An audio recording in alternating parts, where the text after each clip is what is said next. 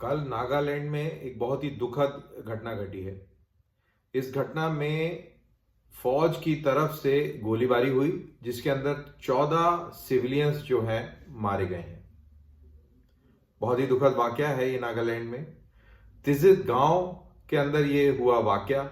और ये जो गांव है ये 6000 की पॉपुलेशन वाला गांव है और म्यांमार की सीमा से ज़्यादा दूर नहीं है। बहुत ही दूर दराज का इलाका है, जंगलों से कनेक्टेड है म्यांमार के नदर्न एरिया से।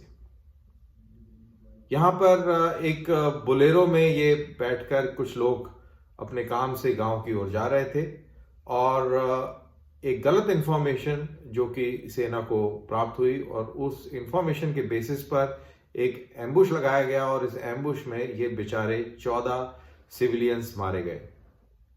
तनाव बढ़ा, गांव के लोग इकट्ठा हुए और पथराव हुआ फौज के ऊपर और उसमें कहते हैं कि इस क्लैश में एक फौजी भी मारा गया। अब जब हम ये वीडियो बना रहे हैं, खबर आ रही है कि भारत के होम मिनिस्टर श्री अमित शाह जी दोनों सदनों को इस वाकये के ऊपर संबोधित करेंगे, बयान देंगे। लेकिन मैं यहां पर इसकी पॉलिटिक्स में नहीं पढ़ूंगा, क्योंकि अब आवाजें उठने लगी हैं कि armed forces special powers act को हटा दिया जाए वगैरह वगैरह। इसके पीछे पॉलिटिक्स है, तो उस चीज में हम ना पढ़ते हुए हम किसी और चीज की बात करेंगे और वो ये बात करेंगे कि सेना को ऐसे ऑपरेशंस करने में दिक्कत कहां आती है। और ऐसे पहले भी कई वाकया हुए हैं, तो उनमें से एक वाकया मैं भी आपको बयान करूंगा। वो उस जमाने का वाकया है जब ट्विटर नहीं हुआ करता था, टेलीविजन इतना सक्रिय नहीं था और खबर जो है वो सोशल मीडिया नहीं था, तो खबर भी उस तरीके से इतनी तेजी से नहीं फैलती थी। लेकिन अब जमाना सोशल मीडिया का है, खबर बहुत स्पीड से चलती है और इसी स्पीड के अंदर जो फैक्ट्स हैं, जो एनवायरमेंटल रियलिटी है, उसको भी सामने रखना बहुत जरूरी है। मैं किसी भी हालत में इस घटना के समर्थन में यहां नहीं आया हूं, फौज के समर्थन में बिल्कुल नहीं आया हूं। ये जो घटना हुई ये बहुत दुखद हुई और जो जो इसमें शामिल हैं इस दुर्घटना में, उनके खिलाफ सख्त से सख्त कार्रवाई होनी चाहिए और जो हमारे सिविलियन भाई बहन जो इसमें मारे गए हैं उनको एक बहुत अच्छा मुआवजा मिलना चाहिए, जो कि उनकी जो लोग चले गए हैं उनकी भरपाई तो नहीं कर सकता, लेकिन जो भी लोग बचे हैं उनके जीवन को पटरी पर लाने में काफी मदद दे सकता है। लेकिन एट द सेम टाइम जो एफआईआर जो वहां पर लिखी गई है, अब मैं ये टाइम्स ऑफ इंडिया को कोट कर रहा हूं। ये टाइम्स ऑफ इंडिया है, ये खबर 3 घंटे पुरानी है और इसकी हेडलाइन है Nagaland civilian killings colon 21st Para Special Forces came with intention to murder, says FIR। अब ये जो वर्डिंग्स है कि came with intention to murder, मेरे को इस चीज से आपत्ति है।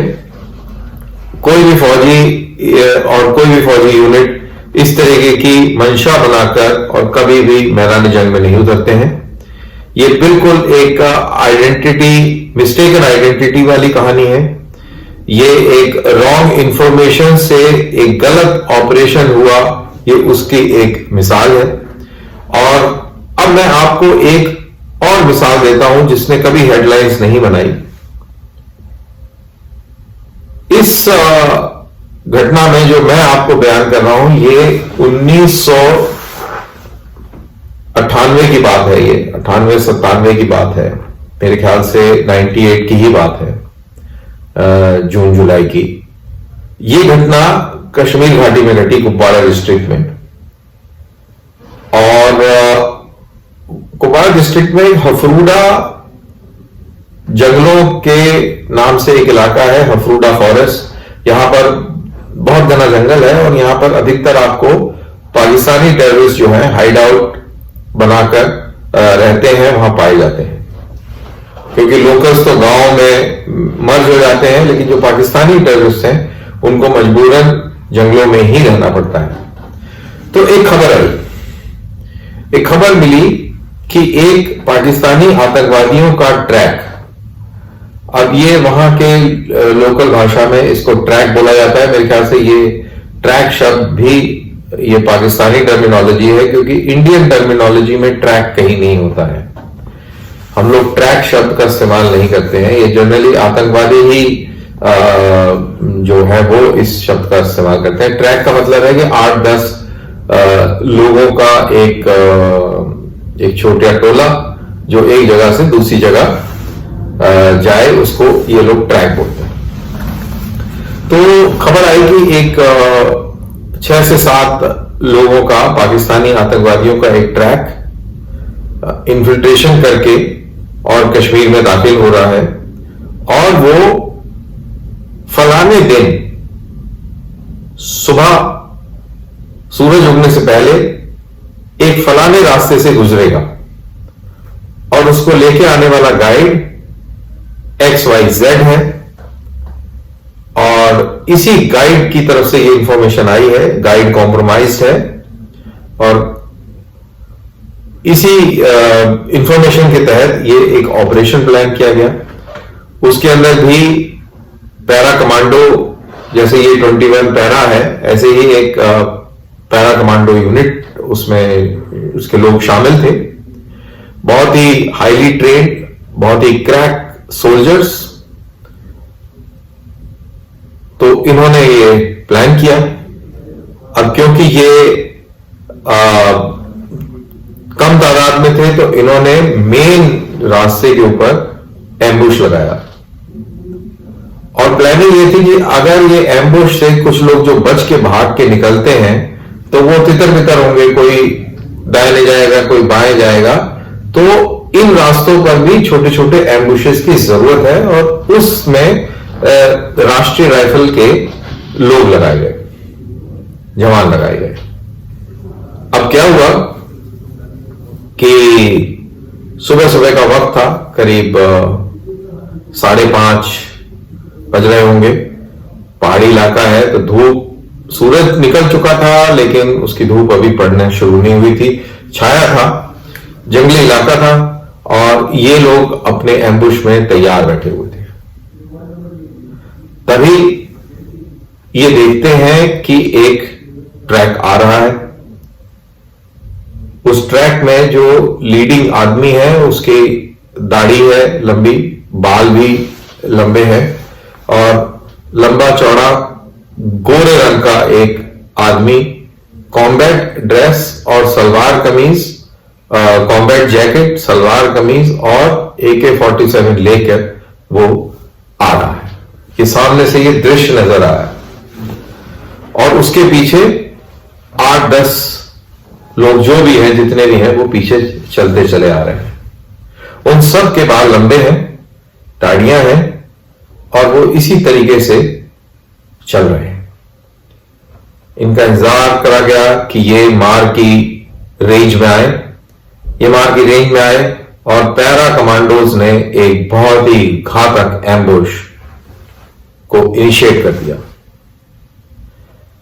थोड़ी देर चली गोलीबारी के अंदर ये 5-6 लोग वहीं के वहीं मारे गए, और उसके बाद में जब इनकी तलाशी ली गई, जब इनके पास जाया गया, तो इनमें से जो लंबा चौड़ा और जो गोरा आदमी था, जिसकी दाढ़ी और लंबे बाल थे, वो दरअसल राष्ट्रीय राइफल का ही एक मेजर था, और उसी मेजर के साथ मात्र 12 घंटे पहले इन्हीं पैरा कमांडोज ने मीटिंग करके और पूरे इलाके के बारे में पुख्ता जानकारी हासिल करी थी, क्योंकि ये जो मेजर साहब थे, ये इसी इलाके के ऊपर इनका एरिया ऑफ रिस्पॉन्सिबिलिटी था, तो ये इलाके को बहुत अच्छी तरह जानते थे। और एम्बुश की सेटिंग भी इन्हीं मेजर साहब ने करवाई थी। गलती मेजर साहब की थी कि सब कुछ जानते हुए भी उन्होंने वो रास्ता इख्तियार किया जिसके ऊपर एम्बुश लगा हुआ था। कहने का मेरा मतलब यह है कि ये अगर कहा जाए कि पैरा कमांडो मर्डर के इंटेंशन से आए थे और उन्होंने ये एम्बुश लगाया था, ये बिल्कुल गलत होगा, बिल्कुल नाइंसाफी होगी। ये दरअसल गलती हायर कमांडर्स की थी कि वो पूरे ऑपरेशन को ढंग से कोऑर्डिनेट नहीं कर पाए। ये गलती उन मेजर साहब की थी जो इस गोलीबारी में मारे गए, और इतना ही नहीं, ये मेजर साहब की ही गलती थी जिसकी वजह से बाकी जो जवान उनके साथ थे, जो पीछे चल रहे थे, वो भी इसी गोलीबारी का शिकार हुए। कुछ ऐसा ही हमने नागालैंड में देखा है, जो अभी ये कल का वाकया हुआ है। मेरा ये मानना है कि इसके अंदर खबर आई होगी, वो पुख्ता होगी, क्योंकि ये लोग जो पैरा कमांडोज हैं, ये बड़ी पुख्ता खबर पे काम करते हैं, इनका इंटेलिजेंस नेटवर्क बहुत जबरदस्त होता है। लेकिन कई बार क्या होता है कि जैसा कि मैंने कश्मीर की घटना में बताया कि उसी टाइम, जो टाइम एक दिया है, उसी टाइम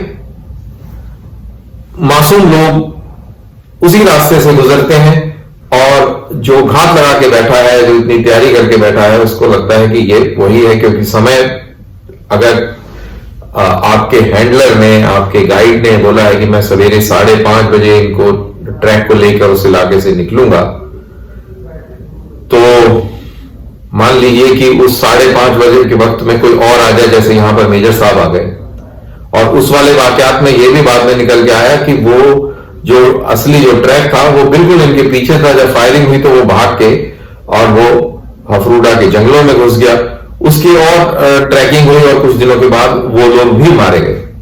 तो वो खबर भी सही थी, लेकिन अनफॉर्चुनेटली, दुर्भाग्यवश, उस असली ट्रैक के सामने ये मेजर साहब आ गए, और ये अपनी टोली को लेके जाने लगे उस रास्ते से। तो मैं ये कह रहा हूं कि ऐसा हो सकता है कि असली खबर थी कि नागालैंड के अंदर ये टेररिस्ट जो हैं म्यांमार से होते हुए इस इलाके के अंदर आ रहे हों, उनका एक सही टाइम भी वक्त हो कि इस समय ये ट्रैक यहां पर निकलेगा या आएगा, और उसी दौरान ये बुलेरो आ जाती है। बदकिस्मती कि वो बुलेरो आतंकवादियों की नहीं, नॉर्मल सिविलियंस की है, और उसके अंदर ये मारे जाते हैं। अब एक पॉलिटिक्स भी है कि arm forces special powers act को हटा देना चाहिए, इस तरीके की घटनाएं होती हैं क्योंकि फौज इसका दुरुपयोग करती है। बहरहाल कई जगह पर दुरुपयोग भी हो जाता है, बट यह कहना कि दुरुपयोग ही करती है, यह बिल्कुल गलत है।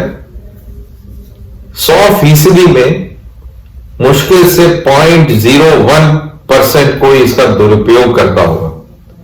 अदरवाइज आर्मी के अंदर बहुत स्ट्रिक्ट कानून है और बहुत स्ट्रिक्ट प्रक्रिया है कि उनको तोड़ना नामुमकिन है, बहुत मुश्किल है। लेकिन फिर भी लोग कानून के खिलाफ चले जाते हैं, और ऐसे लोग पकड़े जाते हैं तो उनके खिलाफ बहुत सख्त कार्रवाई भी होती है।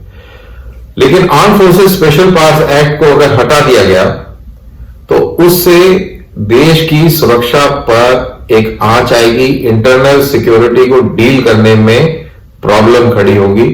तो कृपा करके इस दुखद वाकये को ढाल बनाकर और arm forces special powers act को हटाने की कवायद ना चलाएं।